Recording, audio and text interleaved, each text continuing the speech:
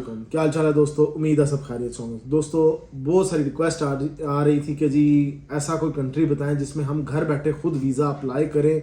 तो मैंने कहा चले आयरलैंड के बारे में आपको बताता हूँ। आयरलैंड ऐसा प्रोसीजर है, आपको किसी एजेंट कंसल्टेंट के पास जाने की ज़रूरत नहीं है। अगर आप ये वीडियो पूरी देख लें तो आप घर में बैठे खुद वीज़ा अप्लाई कर सकते हो। इसका तमाम प्रोसीजर आपको मैं बता देता हूँ, गाइड कर देता हूँ। इस प्रोसीजर के बाद आप जस्ट लैपटॉप ओपन करें, गूगल पे जो मैं आपको बातें बताऊंगा वो करें नोट और अप्लाई कर लें वीज़ा। देखिए हमारे सबसे बड़ी प्रॉब्लम क्या आती है कि ना लोग कहते हैं कि हमने नहीं जाना किसी एजेंट के हाथ या कंसल्टेंट के हाथ, पैसे नहीं देने हैं। तो ये वीडियो उन लोगों के लिए जो कहते हैं कि यार हम खुद वीज़ा अप्लाई कर लें, किसी पे हमें इतबार नहीं, यकीन नहीं। तो मैं हमेशा यही बात करता हूँ कि भाई जो लोग खुद वीज़ा अप्लाई कर सकते हैं, खुद एम्बेसी को फ़ीसें पे करें, खुद अपॉइंटमेंट की फ़ीस खुद पे करें, तो उसी में 500-600 में भी आपका वीज़ा लग के आ जाएगा। प्रोसीजर क्या है? सबसे पहले दोस्तों आपके पास होनी चाहिए 6 महीने की बैंक स्टेटमेंट। नंबर 1। लोग कहते हैं 3 मंथ की यहाँ पे चल जाएगी, नहीं, आयरलैंड के लिए 6 मंथ की चाहिए। कितना बैलेंस होना चाहिए? कम से कम आपके अकाउंट में 15-20 हज़ार दरम या रियाल के इक्वल होना चाहिए। आपके पास हैं, आप अप्लाई करें। प्लस बैंक स्टेटमेंट के बाद एनओसी, नो ऑब्जेक्शन सर्टिफिकेट होना चाहिए आपके पास। ये आपको आपकी कंपनी की तरफ से मिलेगा, जिसपे होगा क्या, लिखा होगा कि ये बंदा, इसका नाम क्या, इसका पासपोर्ट नंबर क्या और ये कितनी देर से हमारी कंपनी में काम कर रहा, इसकी सैलरी कितनी है और ये आयरलैंड जा रहा है टूरिज़्म के लिए और कंपनी को कोई इतराज़ नहीं आपके टूरिज़्म पे आयरलैंड में जाने के लिए इन डेट से इस डेट तक। ये होता एक एनओसी जिसमें स्टैम्प एंड साइन करने होते हैं कंपनी ने। अब जो बंदा पार्टनर, इन्वेस्टर या फिर किसी कफील के अंडर है वो क्या करेगा?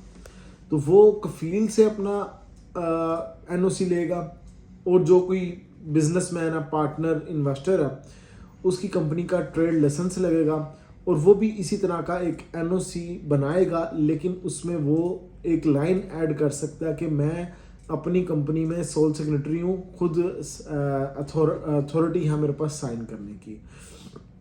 तो ये आपने कर लेना साथ में।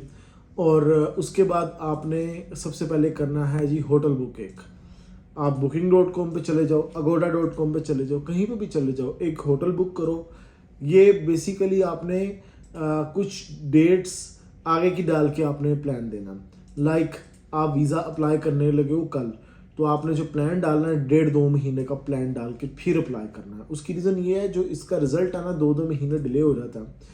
तो ये पासपोर्ट आजकल खैर होल्ड नहीं कर रहा आयरलैंड, ये अच्छी बात है। आप आयरलैंड का वीज़ा डाल के साथ में अप्लाई कर सकते हैं।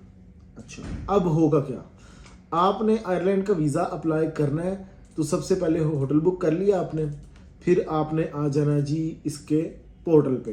पोर्टल मीन्स टू से ऑनलाइन वीज़ा एप्लीकेशन फॉर्म है। आप जस्ट सिंपल लिखें Ireland visa application form online VFS के अंडर कंट्रोल है ये। वहाँ पे पहली वेबसाइट होगी, उसको ओपन करें। ऑनलाइन फॉर्म होता है, चेक एंड क्लिक्स होते हैं कुछ, और कुछ फॉर्म फिलिंग होती है। बड़ा आसान सा छोटा सा फॉर्म है, कोई इतना बड़ा फॉर्म भी नहीं है, आसान फॉर्म है। जिसमें होगा क्या, आपसे ही रिलेटेड पूछी जाएंगी चीज़ें, आपकी ज़ात से, आपका नाम, पता, डेट ऑफ बर्थ, एड्रेस, किस कंपनी में काम करते हो, कितनी देर से इस कंट्री में हो, आयरलैंड कितने दिन के लिए जाना है, पहले कभी आयरलैंड का वीज़ा अप्लाई किया या नहीं किया, पहले कभी किसी कंट्री से रिफ्यूज़ हो या नहीं हो, उसके बाद आपको किसी कंट्री से डिपोर्ट हुए हो या नहीं। ये चेक एंड क्लिक्स होते हैं, कुछ सिक्योरिटी क्वेश्चंस होते हैं, वो आपने करने होते हैं फिल। उसके बाद आपकी फैमिली डिटेल्स आ जाती हैं, जिसमें आपकी पेरेंट्स की डिटेल, आपकी वाइफ और चिल्ड्रंस डिटेल होगी, वो आपने पुट कर देनी। अगर सिंगल हो तो सिंगल लिखो, अदरवाइज़ आप उसमें पुट कर दें बाकी अपनी फैमिली डिटेल्स। उसके बाद इसी तरीके से एजुकेशनल डिटेल वगैरह जो भी अगर आपने लिखना चाहो कवर लेटर में कर सकते हो। ये फॉर्म हो गया ऑनलाइन। एंड पे आपने उसको सबमिट कर देना है, फ्री ऑफ कॉस्ट है, कहीं पे कोई पैसे इसके पे नहीं करने होते हैं। और एंड पे समरी निकालना चाहो, समरी आप इसकी निकाल सकते हो। सबमिट कर देना फॉर्म को और वो एक फॉर्म डाउनलोड हो जाएगा। जैसे ही फॉर्म डाउनलोड होता है उसके ऊपर एक बारकोड सा एक नंबर होता है जो रेफरेंस नंबर जिसे कहते हैं, रेफरेंस नंबर होता है, यूनिक रेफरेंस नंबर जनरेट होता है जो हर एप्लीकेशन का न्यू होता है। उस रेफरेंस नंबर को आपने कॉपी कर लेना है और अब जाना आपने VFS की वेबसाइट पे। VFS की वेबसाइट पे जाना और वहाँ से आयरलैंड का अपॉइंटमेंट बुक करनी है, जो कि 1-2 दिन में मिल जाती है अपॉइंटमेंट बुक करोगे तो उसके अंदर वहाँ पे ये जो रेफरेंस नंबर जो फॉर्म का है जो आपने फिल किया हुआ है वहाँ पे मांगते हैं, वो रेफरेंस नंबर आपने डाल देना। रेफरेंस नंबर डाल दिया, उसको आपने पूरा डाटा वगैरह अपना एंटर किया, पासपोर्ट नेम वगैरह आपने एंटर किया और लास्ट मोमेंट पे 230 या 200 समथिंग इसकी फ़ीस होती है एम्बेसी की, वो आपने पे करनी है और आपकी अपॉइंटमेंट उठाई जाएगी। अब आपने 3 चीज़ें कर ली, एक होटल बुकिंग कर ली, एक फॉर्म फिलिंग कर ली और एक अपॉइंटमेंट ले लिया। अच्छा, ये मैं स्टेप बाय स्टेप आपको बता रहा हूँ, जैसे ये फॉर्म होता है, जैसे ये चलता है प्रोसीजर, उस तरीके से मैंने आपको बताया। सबसे पहले होटल बुक हुआ, फॉर्म फिल हुआ, अपॉइंटमेंट होगी, 3 चीज़ें हो गई। अब आपने करना है जी फ़्लाइट रिजर्वेशन, ट्रैवल इंश्योरेंस और फिर उसके बाद कवर लेटर लिखना है। कवर लेटर में आप लिखोगे कि मैं वहाँ पे आयरलैंड में जाकर कौन कौन सी प्लेस विज़िट करने वाला हूँ। आयरलैंड कोई इतना बड़ा कंट्री है नहीं, डबलिन उसका मेन कैपिटल और डबलिन में ही आप रहोगे। मेजॉरिटी तौर पर लोग वहाँ पे जाके डबलिन में ही रहते हैं और डबलिन में भी इतनी ज़्यादा कुछ प्लेसेस देखने वाली है नहीं। वहाँ पे एक बस टावर है या फिर एक समझ लो कि कुछ बाज़ार कह सकते हो, कुछ वहाँ पे टूरिस्टिक पॉइंट बहुत ज़्यादा नहीं है, ठीक है। तो वो अगर आप कवर करना चाहो 2 दिन के अंदर डबलिन को पूरा कवर कर सकते हो। तो आप जो प्लान आपने इसीलिए रखना है ना 5-6 दिन 7 दिन का रखना है, ज़्यादा दिन का प्लान रखना नहीं, क्योंकि अगर ज़्यादा दिन का प्लान रखा और आपने सिर्फ डबलिन का ही प्लान दिया हुआ ना तो डबलिन एक्सप्लेन करने में आपको बड़ा मुश्किल हो जाएगी कि डबलिन में मैंने देखना क्या क्या। 2 दिन मोर देन इनफ होते हैं, अगर कोई बंदा फिरने वाला हो ना डबलिन उसके लिए बहुत है। तो अच्छा, अब आपके पास बैंक स्टेटमेंट भी आ गई, NOC भी आ गया, कवर लेटर भी हो गया, ट्रैवल इंश्योरेंस भी होगी। वो आप ऑनलाइन AIG पे चले जाएं, ट्रैवल इंश्योरेंस वहाँ से कर लें, 60-70 दरम में रियाल में निकल आएगी, वो आप कर सकते हो। तो ये हो जाएगी इंश्योरेंस। उसके बाद होटल बुकिंग भी आपको बता दिया। होटल बुकिंग जो है ना वो आपने दोस्तों करनी है कन्फर्म, पैसे पेड ना करना बेशक, लेकिन कन्फर्म हो। आपका कार्ड लगा होगा साथ में और वीज़ा जब मिल जाता है कोशिश करना जब जाना तो उसी होटल में स्टे कर लेना। हाँ, कुछ लोग होते हैं बहुत एक्सपेंसिव होटल कर लेते हैं। बैंक स्टेटमेंट देखी जाए तो 15-20 हज़ार है और अगर 7 दिन का प्लान दे रहे हैं और होटल इतना एक्सपेंसिव किया हुआ है 7-7 हज़ार दरम पे चला जाता है उनका होटल।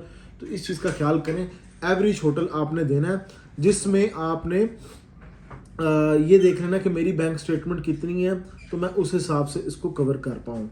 तो आपने फिर चले जाना VFS में। अच्छा, अब मज़े की बात यहाँ पे फिंगरप्रिंट्स नहीं होते हैं। मुझे ना बड़े कमेंट आते हैं कि जी आयरलैंड फिंगरप्रिंट लेता है, आयरलैंड फिंगरप्रिंट लेता है। तो भाई ऐसे लोग जिन्होंने ज़िंदगी में कभी कहते हैं लाहौर तक ना आए हों या लाहौर से बाहर ना निकले हों, वो भी इस टाइम आइंस्टाइन बने होंगे और मशवरा दे रहे होंगे कि जी आयरलैंड फिंगर्स होते हैं। भाई वो शेंजन में फिंगर्स होते हैं जिसमें नेदरलैंड हो गया, स्वीडन हो गया, कोई भी कंट्री होगा वो फिंगरप्रिंट्स लेता है। आयरलैंड के लिए खुद कोई नहीं फिंगरप्रिंट्स हैं। अच्छा, उसके बाद इन्होंने पहले पासपोर्ट आपका सबमिट करते थे, 2-2 3-3 महीने तक डिले होता था। अब वो पासपोर्ट सबमिट नहीं करते हैं, आपका पासपोर्ट आपको रिटर्न कर दिया जाता है और फिर लास्ट मोमेंट पे अगर आपका रिजल्ट पॉजिटिव में नेगेटिव में आए 2 महीने बाद या 1.5 महीने बाद जब भी, तो एक ईमेल आती है। अगर आपका केस अप्रूव्ड है तो वो कहते हैं फाइनलाइज करने के लिए अपना पासपोर्ट सबमिट करें VFS में। तो आप जाते हो, पासपोर्ट उनको देते हो और within a week, within 2-3 days, within a week maximum आपको स्टिकर लगा के दे दिया जाता है। अब वीज़ा कितनी देर का लगता है? वीज़ा होता है, मेजॉरिटी जो आयरलैंड वीज़ा देता है ना वो 3 मंथ वीज़ा दे देता है। और होता क्या उसके अंदर डेट्स नहीं लिखी होती हैं, बस 3 महीने लिख दिए होते हैं और फिर डिसाइड होता है जब आप एयरपोर्ट पे चले जाते हो, ठीक है। एयरपोर्ट पे जब जाते हो उस पर डिसाइड करना होता है आपको जो एंट्री दी गई है वो आया 15 डेज़ की दी गई है, 1 मंथ की दी गई है या फिर 3 मंथ की दी गई है, ये डिपेंड होता है एयरपोर्ट पे। लेकिन जो वीज़ा आपको दिया जाता है ना उसका टाइम ड्यूरेशन वो 3 मंथ होता है, 3 मंथ में आप कभी भी ट्रैवल कर सकते हो।